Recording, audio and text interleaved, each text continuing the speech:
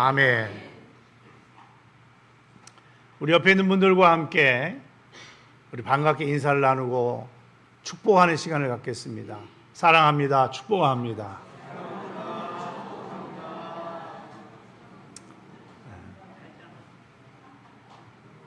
성경에 보면 너희가 누구를 만나든지 어디를 가든지 그 가정을 위해서 축복하면 내가 복을 내려주겠다 약속했습니다. 말씀대로 여러분이 빈 축복들이 여러분의 삶 가운데에 분명히 하나님의 역사가 있게 될 줄을 믿습니다. 우리는 지금 로마서 5장을 함께 잠시 생각해 보고 있습니다. 로마서 5장은 믿음으로 말미암아 의롭게 되어진 하나님의 사람들이 이 세상을 살아가면서 누리게 되는 축복이 뭔지를 우리에게 말씀해 주시고 있습니다. 우리는 지지난주에 가장 먼저 살펴본 것이 바로 하나님과 더불어 화평을 누리라는 것이었고, 그리고 지난주에는 우리가 믿음에 서 있는 그 은혜에 들어감을 얻게 된다. 은혜의 보좌 앞에 들어갈 수 있게 된다. 그것도 당당하게 들어갈 수 있게 된다.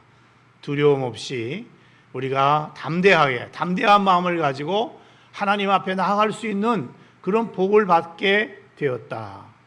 더 나아가서 우리가 하나님의 그 얼굴을 뵙고 또 음성을 듣고 그 하나님께 찬양과 경배를 드리면서 여러분 그 영광을 바라보고 즐거워하는 삶을 살 수 있게 되었다라고 성경은 말씀하고 있어요. 여러분 이것을 우리가 모르고 살게 되면 누릴 수가 없어요. 알아야 됩니다. 그런데 여러분, 하나님의 사람인 저와 여러분이 이 땅에서 누리는 축복이 이것만이 아니라는 거예요. 무슨 말이냐? 또 있다는 것입니다. 오늘 본문에 보게 되면 이렇게 시작하죠. 다만 이뿐 아니라 이렇게 시작되고 있어요. 우리 3절 상반절인데 함께 읽겠습니다. 시작.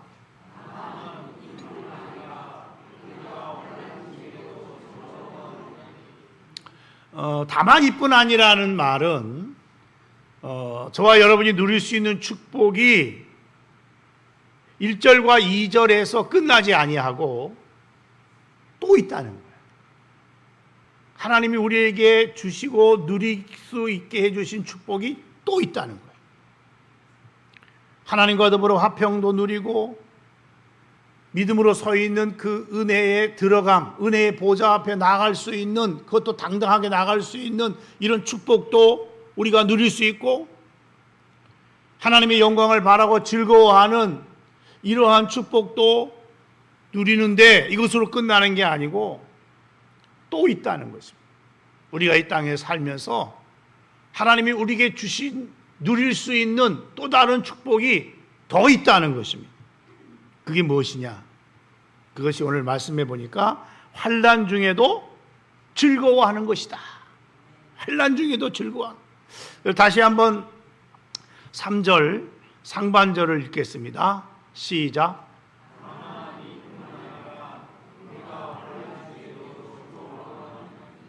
여기에 보면 환난이라는 말을 이야기하고 있어요. 이 환난이라는 말이 원어에 보면 헬라어로 뭐라고 되어 있냐면 들깁시스라는 말로 되어 있어요.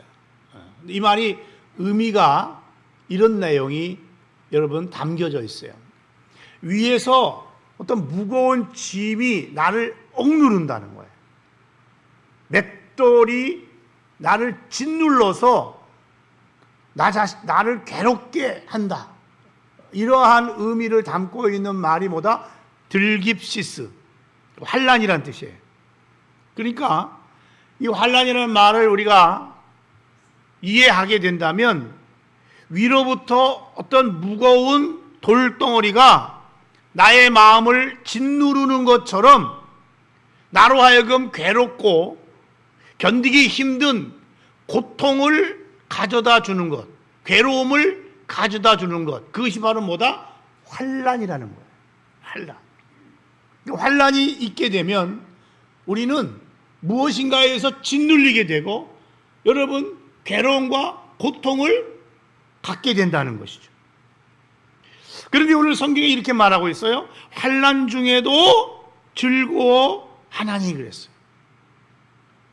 여러분 환난 중에도 라는 이 말을 우리가 또 묵상을 잠시 해보게 되면 지금 누구에게 환난이 있다는 거예요?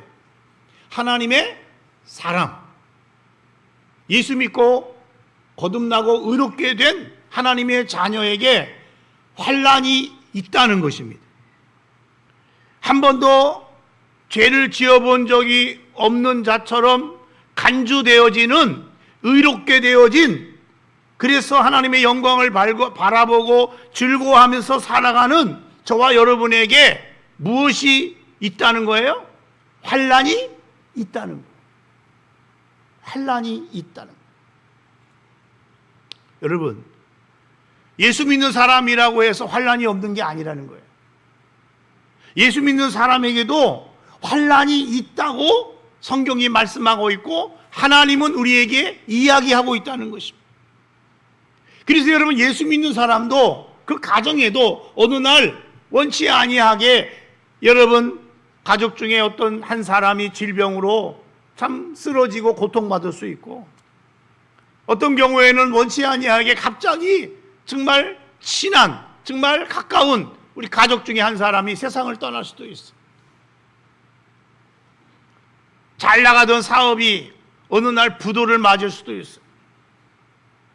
때로는 여러분 우리가 사람과의 관계 속에서 이 관계의 아픔을 경험할 수도 있어. 어떤 경우에는 예수를 믿는다는 이유 때문에 여러분 핍박을 받기도 하고 또 불이익을 당하는 일도 여러분 맞이할 수 있다는 것입니다. 그렇습니다. 여러분 예수 믿는 사람에게도 환난이 있다는 것입니다. 그래서 예수님께서 이런 말씀을 하셨어요. 사랑하는 제자들을 향해서 하신 말씀인데 요한복음 15장 19절을 우리 한번 다 같이 읽겠습니다. 시작.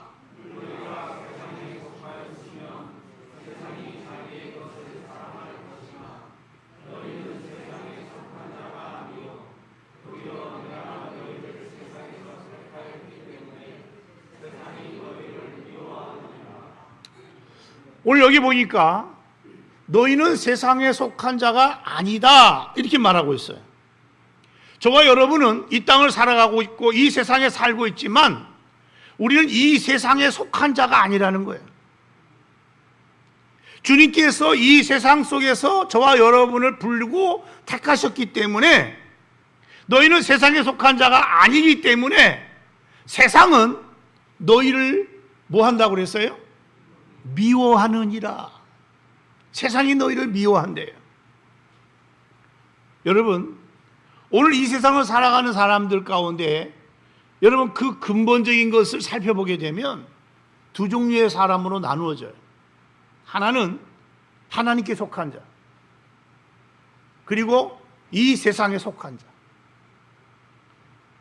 하늘에 속한 자, 이 땅에 속한 자.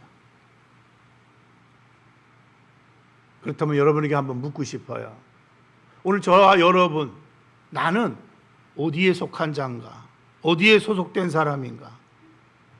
우리는 이 세상을 살아가면서 하나님 앞에서 사람 앞에서 우리의 정체성을 분명히 알고 또 아는 가운데 살아가야 합니다. 아니, 우리는 세상 사람들 가운데서 나의 정체성에 대한 분명한 인식, 확신을 가지고 있어야 된다는 말씀이죠. 그런데 오늘날 많은 교회 다니는 사람들 가운데 보게 되면 하나님의 사람임에도 분명하고 틀림없는데 낮에는 하나님께 속한 자로 살고 밤에는 세상에 속한 자로 살아가는 사람들이 있어요. 주일날에는 하나님께 속한 자로 살아가는데 평일날에는 세상에 속한 자로 살아가는 사람들이 있다고 하는 것입니다. 한마디로 말하면 두 얼굴을 가지고 살아가고 있다는 것이죠. 그런데 성경은 이렇게 말하고 있어요. 하나님께 속한 자라면, 하나님께 속한 자는 이 세상에 속한 자로부터 미움도 받고 박해도 받는다는 것입니다. 여러분, 예수님께서도 자신의 정체성에 대한 말씀을 하시고 우리에게 이런 말씀을 하셨어요. 요한복음 15장 20절인데 다 같이 한번 읽겠습니다. 시작.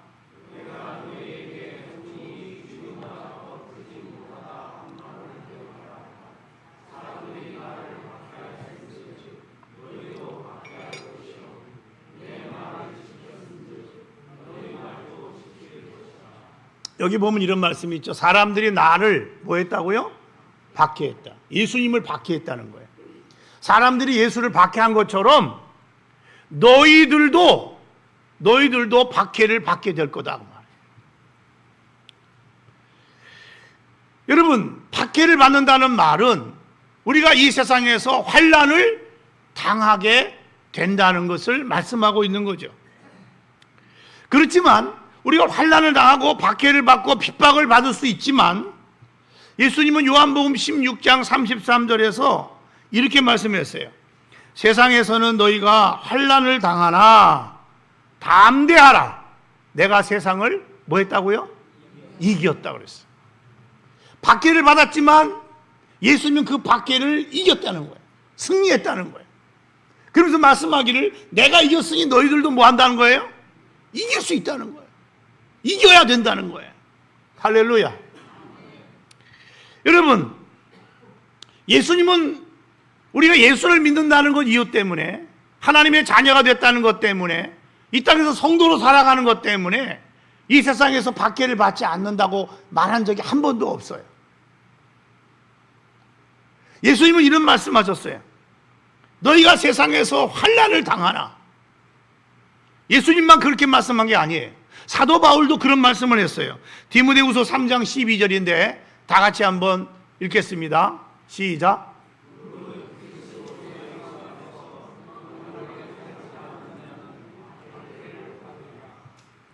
여러분, 예수 안에서 경건하게 산다는 말은 하나님의 사람으로, 하나님의 자녀로, 믿음으로 의롭게 된 자로서 의인의 모습으로 여러분 살아가는 그러한 사람들에게는 뭐가 있다는 거예요?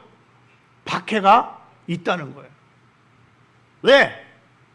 여러분, 사탄은요, 하나님의 말씀대로 살고 하나님의 뜻대로 사는 자를 놔두질 않아요.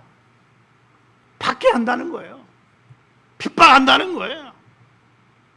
그래서 여러분, 우리가 예수를 믿게 되면 뭐 만사형통한다, 뭐 어려움도 없다, 환난도 없다, 뭐 질병도 없게 된다, 핍박도 없다, 이렇게 말하는 사람들이 있다면 이 사람은 죄송한 얘기지만 기독교를 오해하고 있다는 것을 알아야 돼요. 기독교를 잘못 알고 있는 거예요. 우리가 살고 있는 이 세상이라는 곳이 어떤 곳인가요? 하나님의 아들인 예수 그리스도를 십자가에 못 박아서 죽인 곳이 이 세상입니다. 우리가 사는 이 세상은, 오늘 성경은 뭐라고 말하냐면 사단이 공중권세를 잡고 지배하고 있는 세상이라고 말씀하고 있어요. 그러므로 하나님께 속한 자가 이 세상에서 환난을 당하고 박해를 받고 핍박을 받는 것은 여러분 이상한 일이 아니라는 거예요. 당연한 것이라는 말씀이죠. 여러분, 우리 중에 환난을 원하는 사람이 있을까요? 저는 아무도 없다고 생각합니다. 그러나 그럼에도 불구하고 여러분, 우리는 이 땅을 살아가면서 원치 아니하게 환난을 맞이할 때가 있게 됩니다. 그것은 여러분 우리만 그런 게 아니에요. 과거에 성경에 보면 하나님의 사람들이 다 그랬어요. 하나님의 마음에 합하였던 사람 다윗, 그에게도 말할 수 없는 고난의 시간들이 여러분 있었고 경험하지 않았습니까? 동방의 의인이라고 하는 욥에게도 여러분 우리가 잘 알듯이 환난이 있었음을 우리는 성경에서 찾아볼 수 있어요. 하나님의 사람인 다니엘도 다 여러분 사자굴에 던짐을 받는 그러한 어려움을 겪었는가 하면 다니엘의 세 친구도 풀무불 속에 던져지는 환난을 당하였다고 성경은 우리에게 말씀하고 있어요. 여러분 복음을 위해서 평생 헌신했던 사도 바울 역시 우리가 여러분 성경을 보게 되면 말로 다 표현할 수 없는 어려움이 여러 위험을 겪었다고 그는 고백하고 있음을 찾아보게 됩니다. 예수님을 따라다녔던 제자들도 갈릴리 바다에서 풍랑을 만났던 적이 있었음을 성경은 우리에게 이야기하고 있어요. 여러분 이것은 무엇을 우리에게 말하고 있지요? 여러분 믿고 의롭다함을 얻고 하나님의 자녀로 살아가는 사람들, 저와 여러분에게도 이처럼 환난이 있다는 거예요. 핍박이 있고 때로는 경제적인 어려움도 있을 수 있다는 거예요. 여러분 예수 믿는다고 병에 안 걸린다는 그런 말씀 성경 어디에도 없어요. 질병도 우리가 여러분 겪을 수 있어요. 때로는 인간관계 속에서 배신의 아픔도 여러분 겪을 수 있어요. 어쩌면 아마 우리가 하나님의 사람이기 때문에 여러분 이 세상에서 이 세상을 살아가는 가운데에 이런 환난을 맞이하게 되는 것이 아니겠나. 아마도 우리가 이 세상에 속했다면 그런 환난이 아마도 없거나 더 적을 수 있겠죠. 그런데 오늘 여러분 성경에 말씀하기를 하나님이 우리에게 이렇게 말씀하고 있어요. 우리 3절 상반절인데 다시 한번 읽겠습니다. 시작.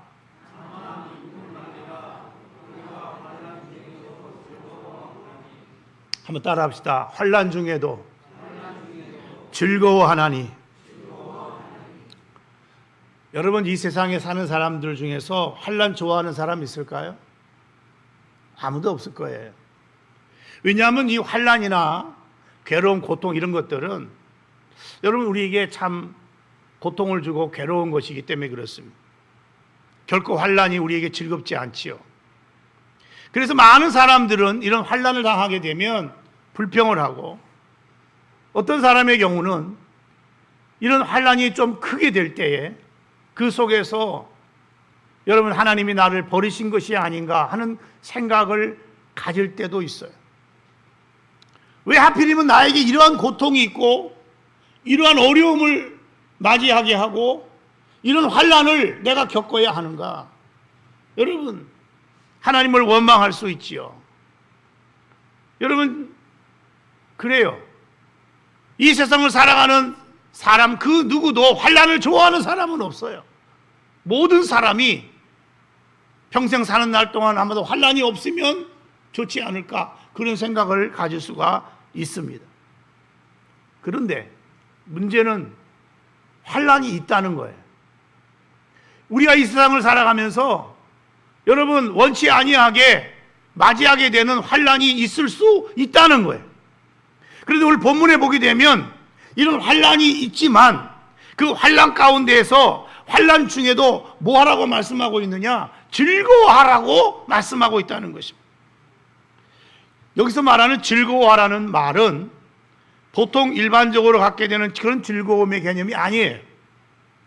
이 즐거워하라는 이 말의 의미는 너무너무 기뻐서 참을 수 없을 만큼 벅차고 감격스러운 즐거움을 의미하는 것입니다. 그래서 이 즐거워한다는 말의 용어가 다른 성경의 또 다른 표현으로 번역된 것을 보게 되면 뭐라고 번역했냐면 자랑하다라고 번역했어요. 여러분 환난 당하는 것을 자랑한다는 거예요. 그걸 오늘 본문에는 즐거워하라 이렇게 표현했어요. 저는 이런 말씀을 보면서 하나님이 오늘 우리에게 무엇을 이야기하고 있는가를 한번 좀 생각해 볼 필요성이 있다고 생각해요. 여러분 하나님의 자녀로서의 영적 정체성이 있다면 여러분 그것이 뭘까요? 저는 오늘 본문을 살펴보면서 그것은 바로 즐거움이라는 것을 깨닫게 됩니다. 그래서 사도 바울은 즐거워하느니라를 2절, 3절, 11절에 반복해서 사용하고 있다는 것을 찾아보게 돼요. 이것을 보게 되면 하나님의 사람의 영적인 정체성은 어디에 있다? 즐거워함에 있다는 것입니다. 다시 말하면 내가 하나님의 사람에게 속한 자인지, 내가 이 세상에 속한 사람인지를 무엇을 가지고 알 수 있다는 거지요? 그 사람이 즐거워하는가 그렇지 않은가를 보고 알 수가 있다는 것입니다. 그 사람이 환난 중에도 즐거워하는 모습이 있다면 그 사람은 하나님의 사람이 틀림없다는 거예요. 그 사람은 하나님의 자녀가 틀림없다는 거예요.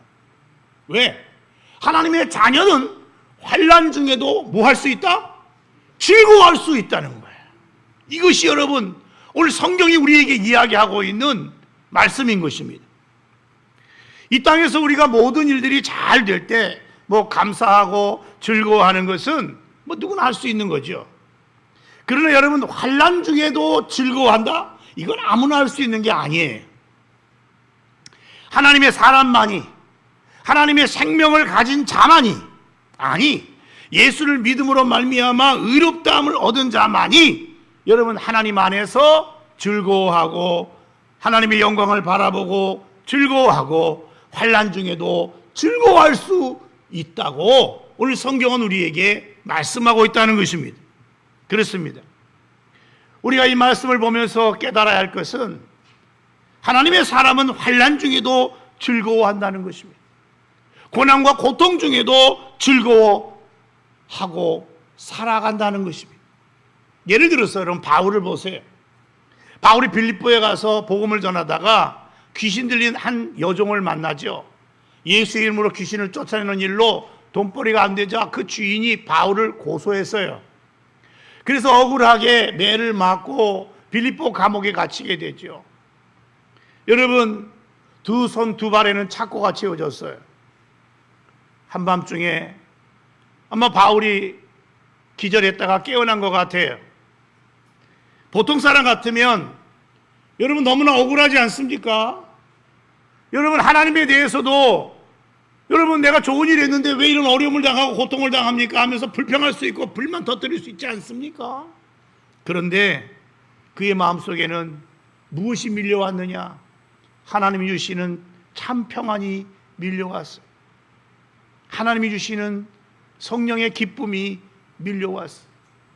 내가 복음을 위해서 이렇게 일할 수 있다니, 복음 때문에 내가 고난을 당한다니 이 얼마나 감사한 일인가. 여러분 감격이 그의 마음에 여러분 찾아오게 됩니다. 그때부터 그는 원망과 불평이 아니라 하나님께 감사하면서 하나님을 찬양했다고 성경은 말씀하고 있어요. 찬양했다는 말은 여러분 뭘 의미합니까? 기쁘다는 것입니다. 즐거워하는 것입니다. 우리가 야고보서에 보면 너희 중에 즐거워하는 자가 있느냐? 뭐 할 것이요? 찬양할 것이요. 할렐루야. 할렐루야. 즐거운 사람이, 마음이 즐거운 사람이 여러분 그 입에서 뭐가 나오느냐? 찬양이 나와요. 노래가 나와요. 믿습니까? 여러분 바울이 감옥에서 하나님을 찬양했다는 것은 그 마음속에 세상이 알지 못하는 하나님이 주신 기쁨과 즐거움이 그를 사로잡았기 때문에 그가 찬양할 수 있었다는 그런 말씀인 것이죠.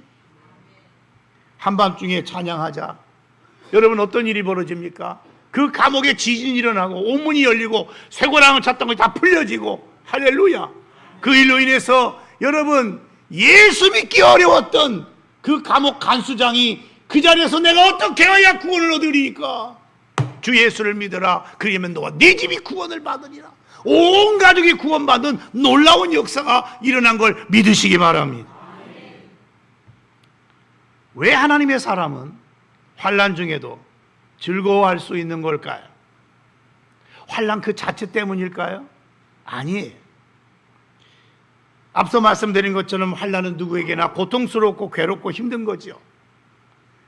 그러면 환난이 끝났기 때문일까요? 우리가 성경 어디에도 보면 환난이 끝났으니 즐거워하라는 말씀 어디에도 없어요. 성경은 이렇게 말해요. 환난 중에도 즐거워하나니. 환난 가운데 있지만, 환난 가운데 있지만 환난 중에도 뭐한다? 즐거워하나니. 여러분, 환난 중에 즐거워한다는 거예요. 왜 환난 중에도 즐거워해야 될까요? 그것은, 그 이유는 환난의 의미를 우리가 알기 때문에 그렇습니다. 환난이 가져다주는 유익을 알기 때문에 그런 것이죠. 환난이 가져다주는 프리미엄을 우리가 알고 있기 때문에 그런 것입니다. 그것이 뭘까요? 3절과 4절을 다 같이 한번 읽겠습니다. 시작. 3절 4절.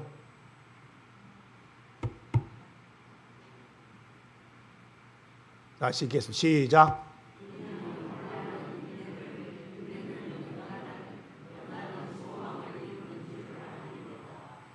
여기 보니까 이는 환난은 하면서 맨 끝에 이렇게 말했어요. 소망을 이루는 줄 알미라. 할렐루야. 여러분, 환난은요, 마침내 뭘 이룬다고 그랬어요? 소망을 이룬 줄 안다. 안다. 여기서 안다는 말은 단지 지식적으로 머리로 안다는 게 아니에요. 경험해서 체험적으로 안다는 거예요. 여러분, 매를 맞을 때 자녀들이 알고 맞을 때하고 알지 못하고 맞을 때는요, 분명한 차이가 있잖아요. 환난도 마찬가지예요. 환난이 주는 유익을 내가 알고 환난을 맞이하는 것과 아무것도 모르는 상태에서 환난을 맞이하는 것은 전혀 다른 거예요.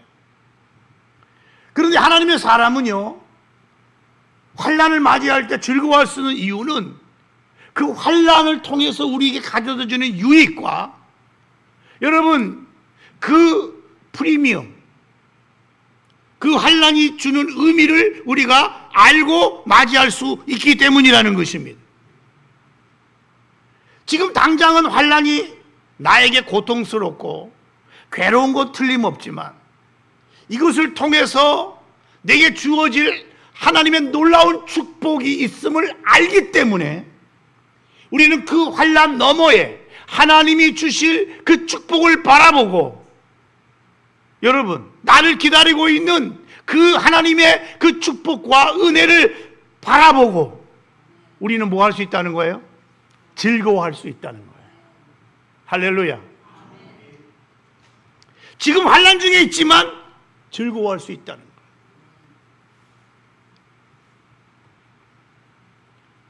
어떤 교회에서 정말 어렵게 사는 한 가정이 있었는데 목사님은 하루는 그 집에 신방을 갔대요. 정말 지지리도 못 사는 정말 성도인데 예배를 드리는 가운데 보통 사람 같으면 한숨만 쉬고 그럴 텐데 근데 이분 집사님인데 이분이 예배를 드리면서 싱글벙글 하더라는 거예요. 아니, 이 좁은 집구석에서 돈도 없고 힘들게 살아가는데 뭐가 그렇게 좋은지. 근데 싱글벙글 거리더라고요. 예배를 다 마친 후에 물었답니다. 집사님, 뭐가 그렇게 좋아요? 사는데 힘들지 않아요? 그랬더니 하는 얘기가, 목사님, 조금만 참으면요 아파트 당첨됐어요. 뭐가 당첨됐다고? 아파트가 당첨됐다는 거예요. 조금만 참으면 어디로 간다는 거예요? 새로 지은 좋은 아파트에 들어간다는 거예요. 지금 내가 이 초라하게 살고 어렵게 살고 힘들게 살고 지금 조금 불편하지만 나에게는 뭐가 있어요? 소망이 있는 거예요. 조금만 견디면 아파트에 들어갈 수 있다. 좋은 아파트에 들어가 살 수 있다는 거예요. 당첨됐다는 거예요. 같은 맥락으로 이해할 수 있다고 저는 생각해요.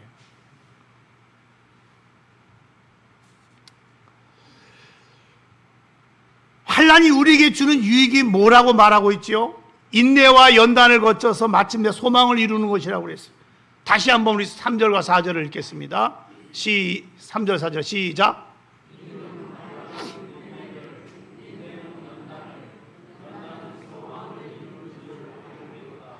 우리 성경은 이렇게 말하고 있어요. 환난은 인내를 낳는다는 거예요. 가장 먼저 인내를 낳아요. 여러분, 환난을 통해서 이 환난이 우리에게 뭘 길러주냐면 인내를 길러준다는 거죠.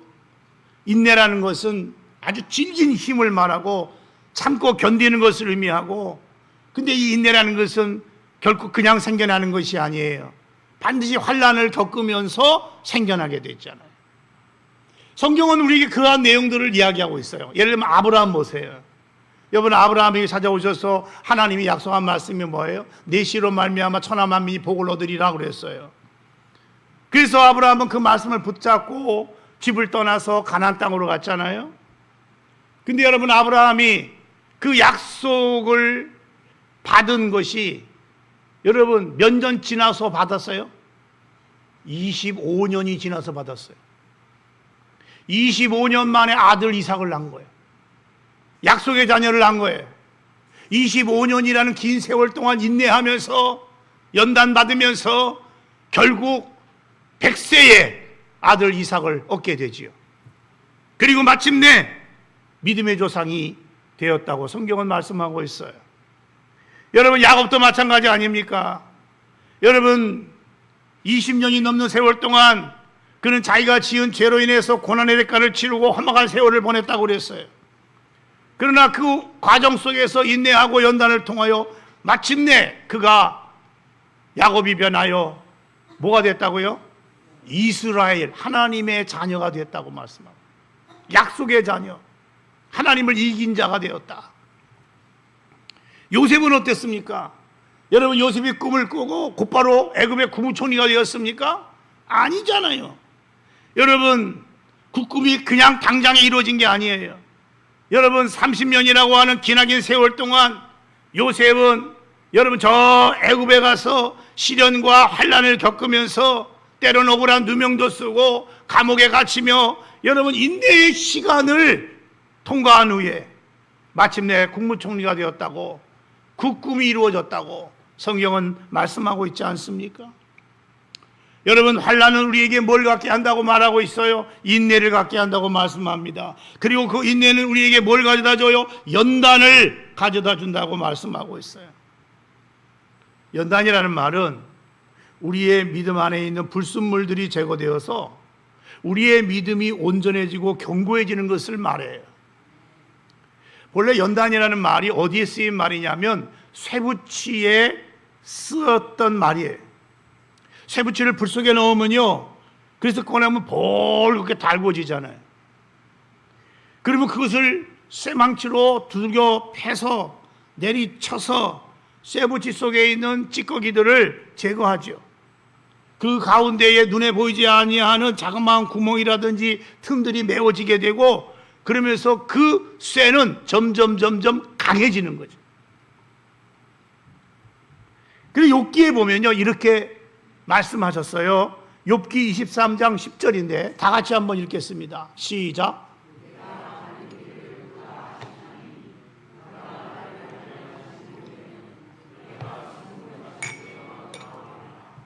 내가 가는 그 길, 인내할 수밖에 없는 길, 그러나 그 인내를 통하여 단련한 후에는 내가 뭐처럼 나온다고요? 정금처럼 되어서 나오게 될 거다. 중국 속담 가운데 이런 말이 있더라고요.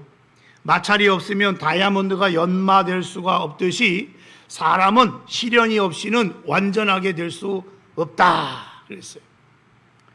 그렇습니다. 우리도 인내를 통해서, 연단의 과정을 통해서 여러분 우리 안에 있는 불순물들이 제거되는 것이고, 그 과정 속에서 우리는 소망을 갖게 되는 것입니다.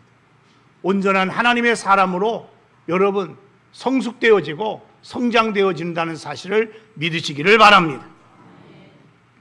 사실 여러분, 우리가 정말 못이 넉넉하고 부자로 풍성하게 살 때는요, 보이지 않던 것들이 여러분 가난해져본, 여러분 돈을 다 잃고 나면, 사업이 망하고 나면 눈에 보이는 게 나와요. 누가 보입니까? 여러분, 내 이웃에 소외된 사람, 가난한 사람들이 눈에 보이게 돼. 부자 있을 때는 안 보여요. 가난해져야 그들이 보여요. 왜? 내가 가난해져 보니까 그들을 알게 되는 거예요. 왜 여러분 교육자들이 간혹 병을 갖게 되는지 아세요? 저는 그런 생각을 해봐요. 교육자들이 병을 얻을 때에 깨달아요. 아, 병든 사람이 이렇게 힘들구나, 어렵구나, 고통당하는구나. 그래야 병든 자의 마음을 아는 거예요. 그의 병든 자를 위해서 더 진실되게, 더 깊이 있게, 더 간절하게 뭐 할 수 있다는 거예요? 기도해 줄 수 있다는 거예요. 여러분, 건강할 때에는 뭐 이것도 없고 저것도 없다 하면서 불평과 원망 속에 살지만, 병 걸려서 오랫동안 투병하고 나면 여러분, 내가 걸을 수 있다는 것, 내가 일할 수 있다는 것, 내가 먹을 수 있다는 것, 내가 마실 수 있다는 것, 여러분 소화가 잘 되는 것, 이런 거 하나하나가 다 그냥이 되는 게 아니었구나, 당연한 게 아니었구나, 하나님의 은혜였구나 깨닫게 되는 거예요.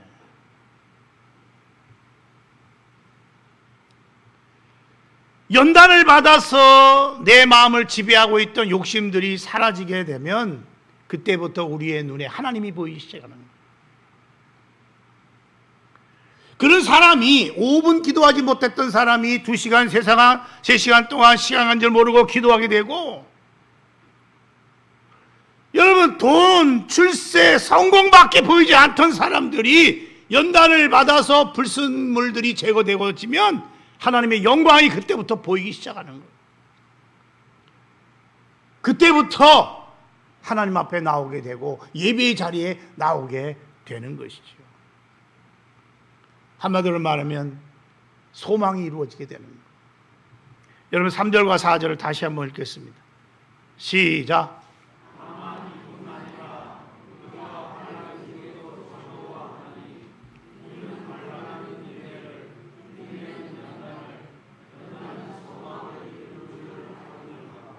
여기 맨 끝에 보면 이런 말이 있죠. 이루는 줄 알미로다 그랬어요. 이루는 줄 안다. 이룬다. 이 이룬다는 말은 완성을 말하는 거예요. 그러니까 여러분, 환난이 인내와 연단의 과정을 거쳐서 마침내 소망을 이룬다. 이룬다가 뭐라고요? 완성한다 그 말이에요. 여러분, 환난의 끝은요 소망이라고 오늘 성경은 말씀하고 있어요. 하나님의 사람에게는 환난은 환난으로 끝나지 않아요. 하나님의 사람에게 있어서 환난은 인내나 연단으로 끝나지 않아요. 하나님의 사람에게 있어서 환난은 반드시 인내와 연단을 거쳐서 소망에 이르게 된다고 오늘 하나님은 우리에게 말씀하고 있어요. 할렐루야. 그러므로 하나님의 사람에게 있어서 마지막은 뭐냐? 그 환난은 소망이라는 것입니다. 소망. 여러분 요셉을 보세요. 형들로 인해서 애굽에 팔려가 종살이 하셨잖아요. 평소에는 집에서 아버지의 사랑을 독차지하면서 고생 모르고 자랐던 사람이 애굽의 노예로 팔려가가지고 종살이를 하게 됩니다. 여러분 말할 수 없는 어려움과 힘듦이 그에게 있었어요. 여러분 보디발의 아내 유혹까지도 믿음을 지킨다고 물리치고, 근데 그것 때문에 억울하게 누명 쓰고 감옥까지 들어가게 되지 않습니까? 그는 오랫동안 환난을 받았지만 그 환난을 통해서 그는 인내를 배우게 되었고 연단을 받아서 마침내 애굽의 국무총리가 되게 되었다고 성경은 말씀하고 있어요. 만약에 요셉의 일생에 이런 환난이 없었다고 하면 어떻게 그가 애굽의 국무총리가 될 수 있었을 것이며 마침내 자기 가족들을 다 구원하실 수가 있었겠느냐 그 말이에요. 요셉에게 있었던 환난은 인내와 연단을 거쳐서 그 꿈을 이루게 하셨고 그 꿈을 이루는 속에서 여러분 그가 높아지고 자기의 가족을 다 구원시키는 이런 복을 받았다고 말씀하고 있어요. 말씀을 맺습니다. 환난은 누구에게나 있어요. 환난은 말이 그렇지 여러분 감당하기 너무 힘들고 고통스러운 것 틀림없어요. 그러나 의롭다함을 받은 하나님의 사람은 오늘 성경은 말하고 있어요. 환난 중에도 즐거워한다는 것입니다. 왜 환난을 맞이했는데 즐거워할 수 있느냐? 환난이 우리에게 인내를 만들고 인내를 통해서 우리가 연단을 갖게 되고 마침내 연단을 통해서 우리가 소망을 갖게 되기 때문이죠. 여러분 고진감래라는 말 아시죠?